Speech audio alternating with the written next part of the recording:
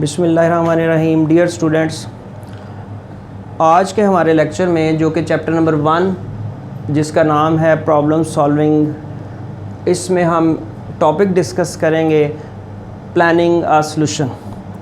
Last lessons में हम discuss कर चुके हैं, आइए ज़रा रिव्यू करते हैं। अगर आप बोर्ड के राइट साइड की तरफ आएँ तो हमने प्रॉब्लम सॉल्विंग स्टेप्स जो हैं उनको डिस्कस करना शुरू किया था। सबसे पहला स्टेप जो हमने डिस्कस किया था, अगर आप देखें, it is defining a problem. जैसे कि हम ये पढ़ चुके हैं, defining a problem mean the statement, वो लाइन जो आपको बताती है कि what is the actual problem, असल मसला है क्या, जिसको आप as a programmer computer science computer programming करने जा रहे हैं। सबसे पहले अगर हम देखें तो a problem should be well defined. Well defined mean कि इस प्रॉब्लम को क्लियरली डिस्क्राइब होना चाहिए कि आपकी रेलेवेंट इंफॉर्मेशन क्या है और वो एरियाज कौन कौन से हैं जो कि आपके अंडर नहीं आ रहे। किसी भी प्रॉब्लम को वेल डिफाइन करने के लिए हम आमतौर पर उस सिस्टम या उस प्रॉब्लम के बारे में नंबर 1 गेन बैकग्राउंड नॉलेज, उसका बैकग्राउंड नॉलेज लेते हैं, जैसे कि हम पढ़ चुके हैं। नंबर 2, प्रॉब्लम को वेल डिफाइंड या अच्छी तरह से डिफाइन करने के लिए हम गेस वर्क करते हैं और उसके बाद हम उसको फर्दर क्लियरिफाई करने के लिए हम उसकी पिक्चर ड्रॉ करते हैं। और जैसे कि हमने लास्ट टाइम पढ़ा था, pictures spoke louder than words.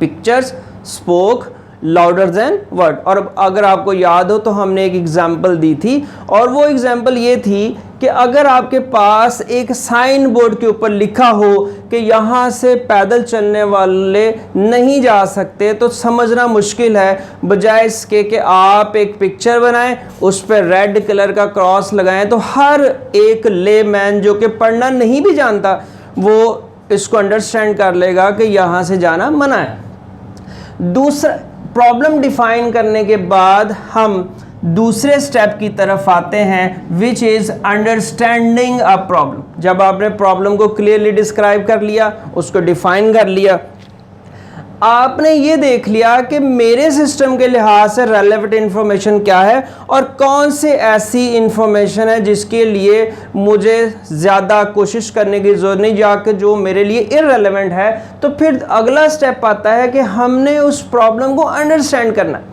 Understand करने के लिए हम क्या करेंगे ये हम अभी देखते हैं, लेकिन अंडरस्टैंड करने का फ़ायदा क्या होगा कि आप सेव कर सकेंगे, आप बचा सकेंगे टाइम। और आपने अक्सर सुना होगा, टाइम इज़ मनी, पैसा टाइम है या टाइम पैसा है। इसके बाद हम दूसरे नंबर पे रिसोर्सेज बचा सकेंगे। रिसोर्सेज का मतलब ये है टाइम। आपने एक सॉफ्टवेयर को डेवलप करने में 6 महीने लगा दिए, आपने प्रोग्राम बनाने में 6 महीने सर्व कर दिए, लेकिन एंड पे पता चला कि ये सॉफ्टवेयर तो वो है ही नहीं जो हमारी रिक्वायरमेंट पूरी कर सके।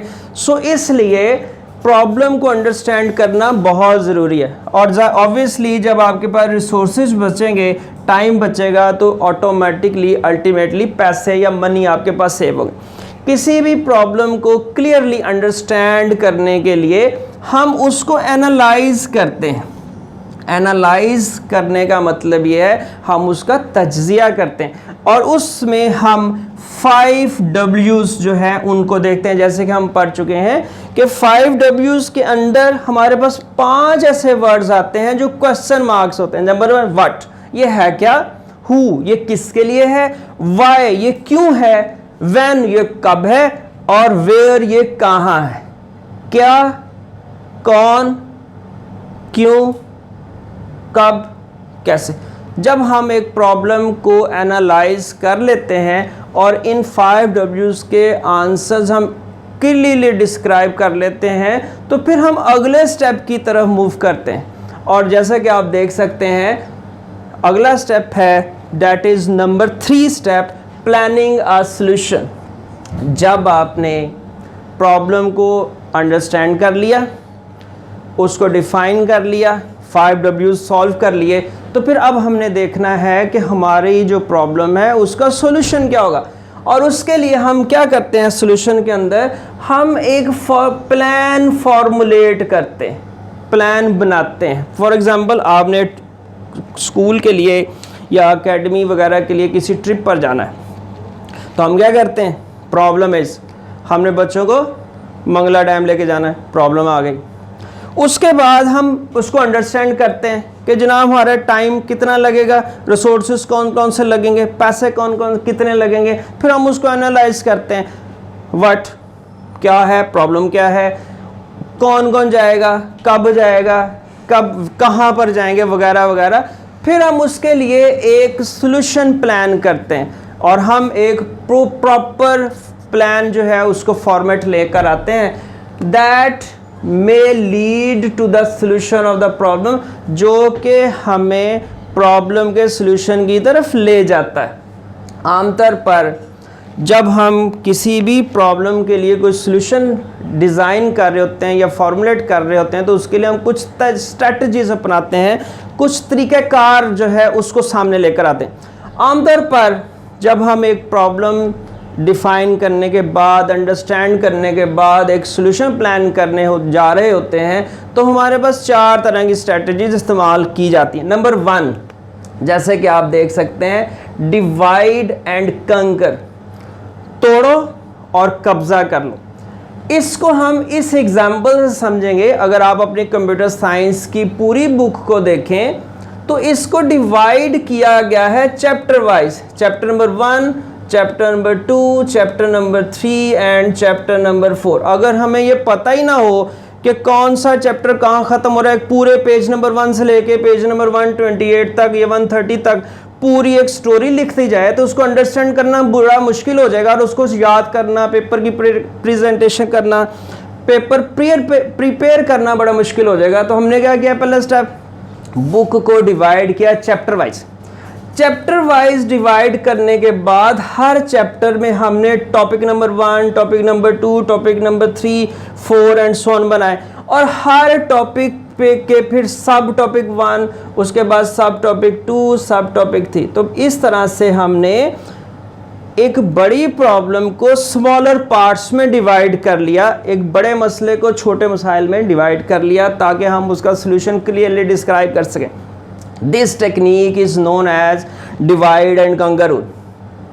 डिवाइड एंड कंकर रूल के बाद जब हमने स्टेप वाइज हर एक टॉपिक का सब टॉपिक डिस्क्राइब कर लिया, इतना ज़्यादा किया कि उससे फर्दर वो सब टॉपिक्स नहीं हो सकते, तो फिर हम अगली स्ट्रैटेजी बनाएंगे। हम उस पर्टिकुलर सब टॉपिक के लिए एक गैस वर्क करेंगे। हम इसी की एग्जांपल लेते हैं। फॉर एग्जांपल हम एक सब टॉपिक पढ़ रहे हैं, तो हम आपको क्लास में बताते हैं, बेटा इसका ये मल्टीपल चॉइस बनेगा, गैस कर लिया, इसका ये शॉर्ट आंसर बन सकता है, गैस कर लिया, अगर लॉन्ग क्वेश्चन में आएगा तो इसके साथ मिलकर आएगा, गैस वर्क। हम एक गैस वर्क करेंगे, उसके बाद हम उस गैस वर्क के मुताबिक अपने गैस के अंदर जो हमने सॉल्यूशन दिया कि क्या ये मल्टीपल चॉइस आ सकता है, क्या ये शॉर्ट क्वेश्चन बन सकता है, क्या ये लॉन्ग क्वेश्चन बन सकता है, हम उसको चेक कर लेंगे।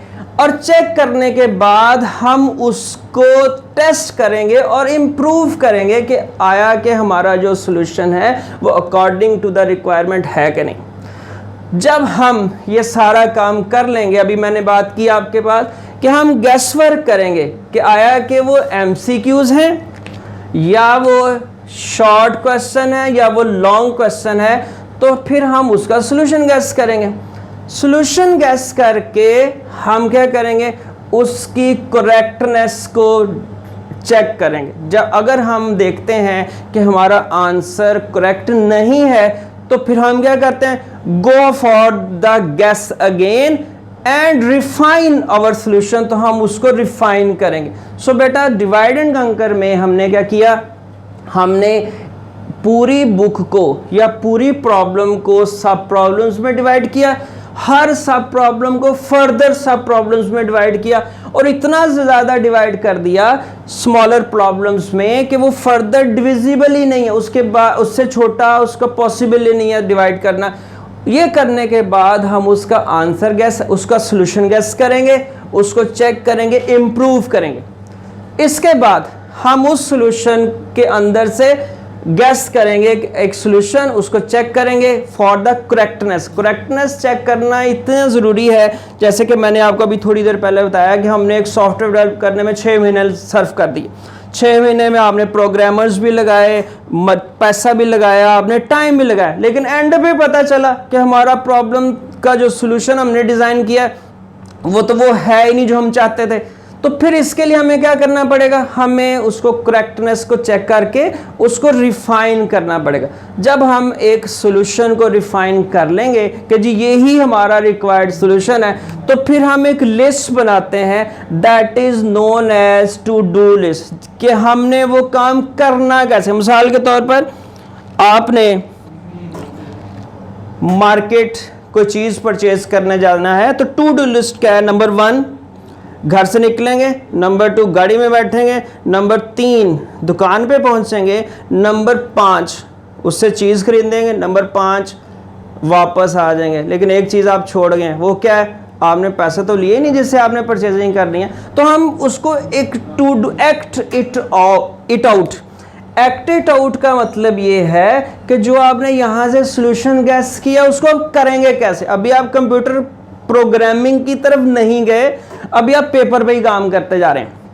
आप उसको और इसमें हम क्या करते हैं, एक टू डू लिस्ट बनाते हैं और उस टू डू लिस्ट में आप परफॉर्म करते हैं उस सॉल्यूशन को। जब आप सॉल्यूशन को परफॉर्म कर लेते हैं पेपर के ऊपर कि जी हमारा सॉल्यूशन बिल्कुल ठीक हो जाएगा, तो फिर हम क्या करते हैं कि हम उसका एक प्रोटोटाइप बनाते हैं। आमतौर पर प्रोटोटाइप एक फर्जी सॉफ्टवेयर होता है जो कि असल की तरह काम लगता है लेकिन होता नहीं। प्रोटोटाइप के अंदर हम पिक्टोरियल रिप्रेजेंटेशन करते हैं, इस टू डू लिस्ट की हम पिक्टोरियल रिप्रेजेंटेशन करते हैं। जैसे यहाँ पर देखें, मैंने आपको बताया हमारे पास कंप्यूटर की बुक है, 4 चैप्टर्स हैं, उनको हमने टॉपिक वाइज डिवाइड किया, फिर सब टॉपिक बनाए, जुबानी बताने के साथ साथ मैंने ड्रॉ भी किया। तो इट इज़ अ प्रोटोटाइप कि जी बुक होगी, 4 चैप्टर्स होंगे, हर चैप्टर के टॉपिक्स होंगे, उनके सब टॉपिक्स होंगे और हर सब टॉपिक का हम ये सारे काम करेंगे। उसके लिए हम गैस भी करेंगे, सॉल्यूशन भी निकालेंगे, उसको रिफाइन भी करेंगे, टू डू लिस्ट भी बनाएंगे और उसका प्रोटोटाइप भी हम बनाएंगे। आमतौर पर ये जो strategies for right strategies for finding the solution is very important, और इसी की बेस पर हम अपना सॉल्यूशन प्लान करते हैं। अब जब भी हमने ये चारों चीज़ें कर ली तो हमें कैसे पता चलेगा कि इसमें से हमने कौन सी स्ट्रेटजी जो है अपनानी है। उसके लिए अगर आप यहाँ पर आएँ, तो selection of strategy depends on the nature of the problem. आपकी प्रॉब्लम की नेचर क्या है, उसका सॉल्यूशन क्या रिक्वायरमेंट करता है, यूज़र को किस चीज़ की ज़रूरत है, इस सब को सामने रखते हुए हम यहाँ पर एक स्ट्रेटजी जो है उसको डिस्क्राइब करेंगे और फिर उसके लिहाज से सॉल्यूशन को डिफाइन कर देंगे या प्लान कर लेंगे। सो स्टूडेंट्स, आज हमने प्लानिंग अ सॉल्यूशन डिस्कस किया है। आप इसको अच्छी तरह से गो थ्रू करें। इंशाल्लाह नेक्स्ट लेक्चर में हम इसका थोड़ा सा ओवरव्यू करके अगले टॉपिक की तरफ मूव करेंगे। Thank you very much.